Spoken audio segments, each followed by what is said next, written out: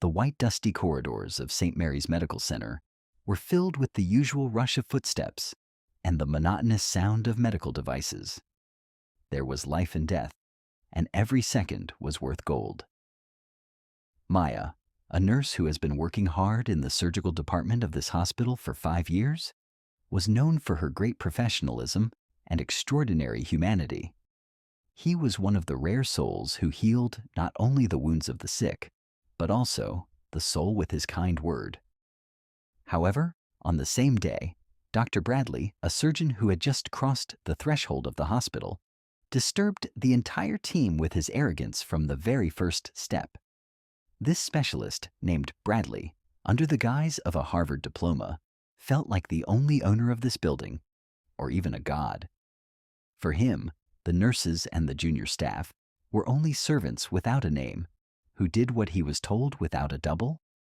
Moreover, Bradley's hidden racial excess and hatred for Maya's surname were felt in her every move, in every contemptuous look. The incident began in ward number 402, in the most extreme, quiet corridor of the hospital. An unusual patient was lying in this ward. He was an elderly man whose name is hidden. His face and head are completely bandaged with medical bandages, who had just come to his senses after a serious car accident. Since his name was not mentioned in the documents, the hospital staff simply called him John Doe. Maya examined the condition of this patient with special attention, gave her medicines in a timely manner, and even if she could not speak, she would talk to him warmly and sit next to him for a long time. As he took the patient's hand and whispered, "Don't worry, sir. You are in good hands. Everything will be fine." The door to the ward opened, and Dr. Bradley came in with an accent.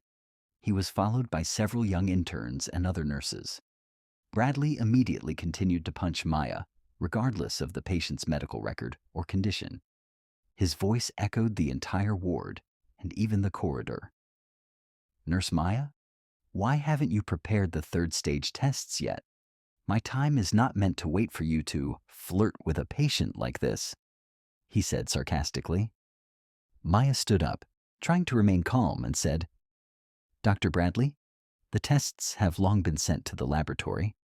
We are just waiting for the results. They have 5 minutes left to get to the base," he replied calmly. But it was important for Bradley not to prove, but only to show his dominance. He chose to lower Maya further in front of the interns. "5 minutes? Have you had such delays all your life? Maybe your level is not medicine, but washing the hospital floor? It is a mistake to entrust responsible work to people like you. Probably you were taken here only for the policy of equality.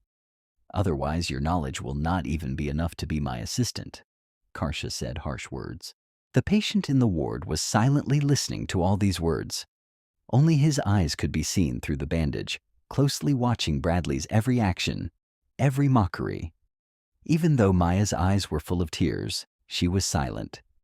He did not want to disturb the patient, even if his honor was humiliated. He just put his head down and straightened the patient's pillow.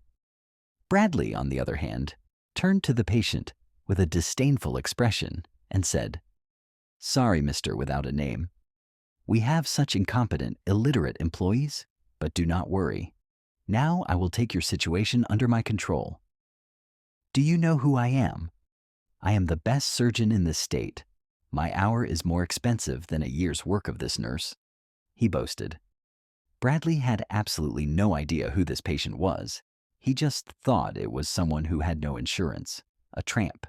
However, reality was more amazing than any fantasy. The man lying under this bandage was not just a patient.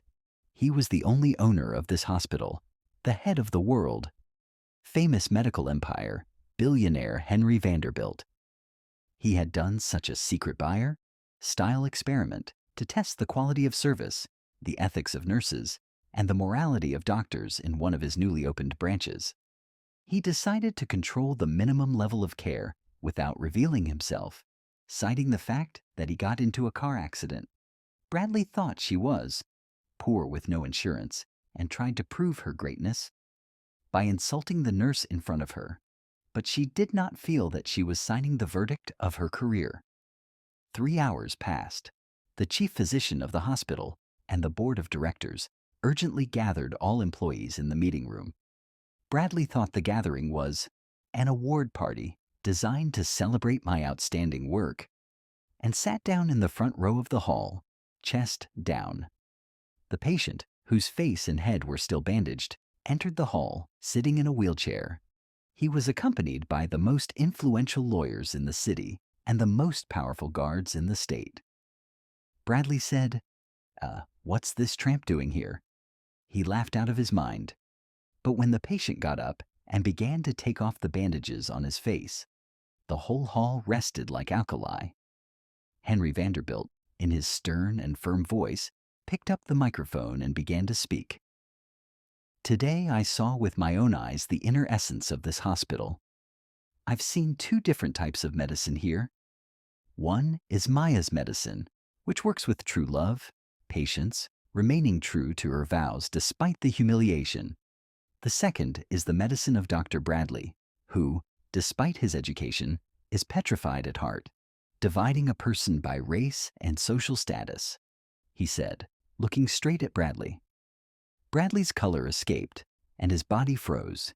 She didn't know how to get up from her chair. He wanted to apologize and justify himself, but Henry did not let him speak. Dr. Bradley, you insulted not just one nurse today, but my whole ideology in building this hospital.